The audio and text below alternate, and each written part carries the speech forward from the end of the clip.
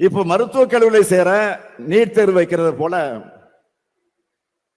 பொறியியல் படிப்புக்கும் ஆர்ட்ஸ் காலேஜுக்கும் தேர்வு வச்சுதான் எடுப்பாங்க. இதை அந்த கல்லூரி நடத்தாது, தேசிய அளவில் தேர்வு ஏஜென்சி தான் நடத்தும். இதை விட கூடும் என்ன தெரியுமா?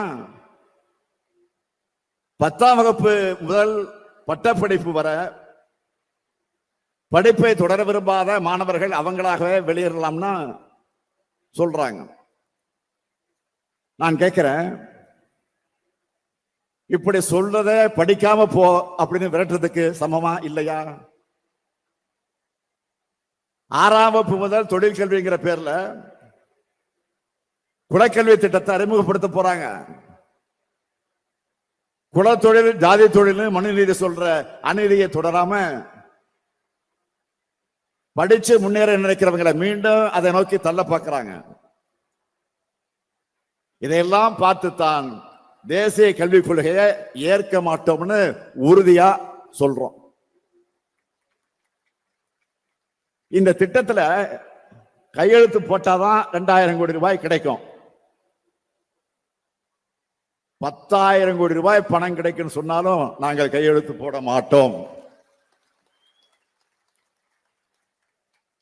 2000 கோடி ரூபாய்க்காக பணத்துக்காக இன்னைக்கு நாங்க கையெழுத்து போட்டா என்ன ஆகும்? கொஞ்சம் சிந்திச்சு பாருங்க. 2000 ஆண்டுக்கு பின்னோக்கி நம்ம தமிழ் சமுதாயம் போயிடும். அந்த பாவத்தை இந்த முத்துவேல் கருணாநிதி ஸ்டாலின் ஒருபோதும் செய்ய மாட்டான். இங்கு வந்திருக்கக்கூடிய பெற்றோரை, குறிப்பா தாய்மார்களை கேட்கிறேன், உங்க குழந்தைகளோட திறமை வளரணுமா இல்ல 3வது படி திணிக்கப்பட்டு ஒவ்வொரு வகுப்பிலையும் படிப்பு தடைபடணுமா? நம்ம குழந்தைகளை திறமை வளரணும்னு தானே நினைப்பீங்க? இன்னும் தெளிவா சொல்றேன், நாம் எந்த மொழிக்கும் எதிரி அல்ல. இந்தி மொழியும் நமக்கு எதிரி அல்ல.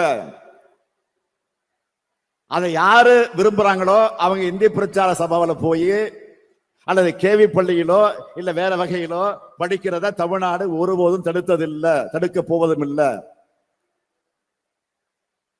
ஆனா இந்திய எங்க மேல திணிக்க நினைக்காதீங்க. திணிக்க நினைச்சா தமிழர் என்றொரு இனம் உண்டு, தனியே அவருக்கு ஒரு குணம் உண்டு என்பதை தமிழ்நாடு காட்டிவிடும்.